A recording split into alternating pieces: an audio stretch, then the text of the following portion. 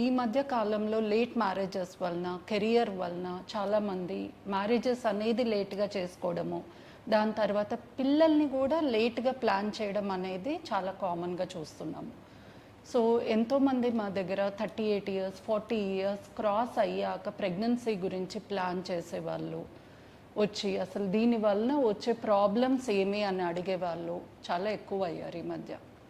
So ఈ 40 years అనేది cross అయ్యాక మెయిన్గా మనకు వచ్చే ప్రాబ్లమ్స్, అది కూడా ఫీమేల్స్లో 4 రకాలుగా చెప్పుకోవచ్చు. ఫస్ట్ ఇంపార్టెంట్, ఎగ్ క్వాంటిటీ అనేది మనకి ఏజ్తో పాటు తగ్గుతూ వస్తుంది.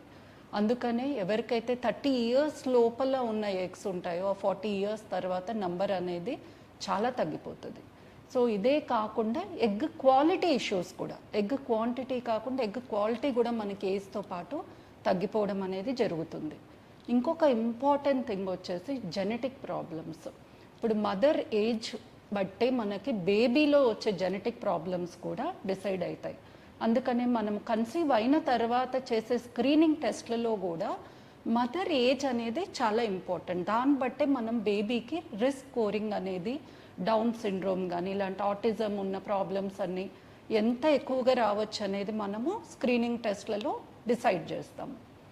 అనదర్ 4th ఇంపార్టెంట్ ఫ్యాక్టరు, ఈ ఏజ్లో కన్సీవ్ అయినప్పుడు ప్రెగ్నెన్సీలో కూడా మనకి మెడికల్ ఇష్యూస్ అనేవి కొంచెం ఎక్కువ కావచ్చు. లైక్ ఫైబ్రాయిడ్స్ అనేవి, thyroid issues, blood pressure, sugar.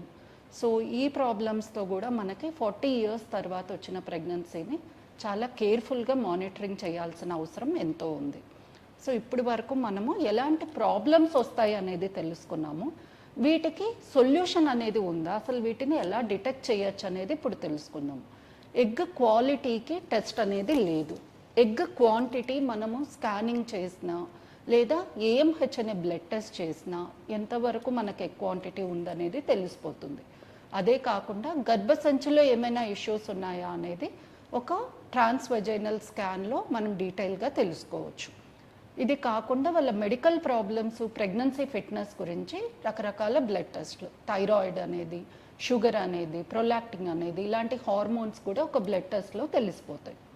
So ఇది చేసిన తర్వాత ఎవరైతే ప్రెగ్నెన్సీ గురించి ప్లాన్ చేస్తున్నారో వాళ్ళకి ట్రీట్మెంట్ అనేది అగైన్ అక్కడి నుంచి డిఫరెంట్గా ఉంటుంది.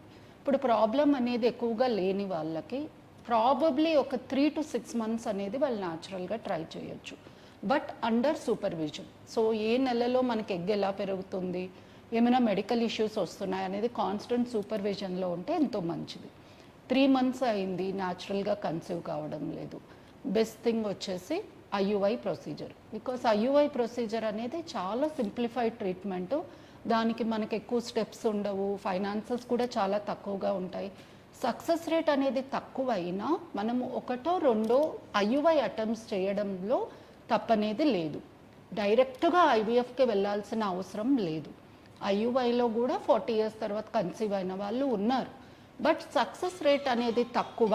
సో ఐయుఐ ట్రీట్మెంట్లో మనకు సక్సెస్ రేట్ తక్కువ అయినా మనకు న్యాచురల్ మీద ఒక 10 to 20% ఇంక్రీజ్ అవుతుంది. కాబట్టి 1 or 2 అటెంప్ట్స్ చేయడంలో తప్పు లేదు.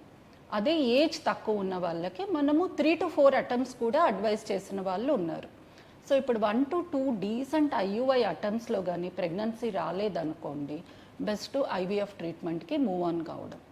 ఐవీఎఫ్ ట్రీట్మెంట్లో కూడా మనము 40 ఇయర్స్ క్రాస్ అయినప్పుడు మెయిన్గా సజెస్ట్ చేసే treatment IVF with PGT, pre implantation genetic test అంటాం. మనం ఇంతకుముందు మాట్లాడినట్లు ఎప్పుడైతే మనకి ఏజ్ ఎక్కువ అవుతుందో బేబీలో జెనెటిక్ ఇష్యూస్ వచ్చే ఛాన్సెస్ పెరుగుతాయి. కాబట్టి మనము ఐవీఎఫ్లో ఎంబ్రియో అనేది outside the body create చేస్తున్నాము. సో ఆ ఎంబ్రియోని మనము బాడీలో పెట్టేకి ముందే టెస్ట్ చేయడాన్ని ప్రీ ఇంప్లాంటేషన్ జెనెటిక్ టెస్ట్ అంటారు. అది ఈ మధ్య చాలా కామన్గా చేస్తున్నాము. అండ్ దాంతో మనము చాలా వరకు ఇలాంటి జెనెటిక్ ఇష్యూస్ని అవాయిడ్ చేయగలుగుతున్నాము. ఇది వెరీ సింపుల్ ప్రాసెస్ ఉంటుంది. ఐవీఎఫ్ స్టెప్స్ అన్నీ ఫినిష్ అయ్యాక మనకి ఎంబ్రియాలజిస్ట్ ల్యాబ్లో ఈ ఎంబ్రియోస్లో ఏ ఎంబ్రియోస్కి ఈ పీజీటీ టెస్ట్ చేయొచ్చు అనేది ఒక ఫిట్నెస్ స్కోర్ ఇస్తారు. ఏవైతే మనకి స్ట్రాంగ్ ఎంబ్రియోస్ ఉన్నాయో వాటి మీద ఒక చిన్న బయాప్సీ తీసి జెనెటిక్ ల్యాబ్కి పంపిస్తే దాంట్లో డీటెయిల్గా జెనెటిక్ టెస్ట్ చేసి ఏ ఎంబ్రియోస్కి అయితే జెనెటిక్ ఇష్యూ లేదో అవి మాత్రమే మనకి సజెస్ట్ చేస్తారు. అలాంటి ఎంబ్రియోస్ మనం ట్రాన్స్ఫర్ చేయడం ద్వారా ప్రెగ్నెన్సీ ఛాన్సెస్ ఎక్కువ ఉంటాయి, అలానే హెల్తీ బేబీ పుట్టే ఛాన్సెస్ కూడా ఎక్కువగా ఉంటాయి. ఇంకా కన్సీవ్ అయిన తర్వాత కూడా మనకి వేరే స్క్రీనింగ్ టెస్ట్లు, ఎన్ఐపిటి అనే test, double marker, triple marker ఇలాంటివి చేసుకోవడం ద్వారా కూడా ఫస్ట్ 3 monthsలోనే మనకి ఏమైనా మేజర్ ఇష్యూస్ ఉంటే తెలిసిపోతాయి.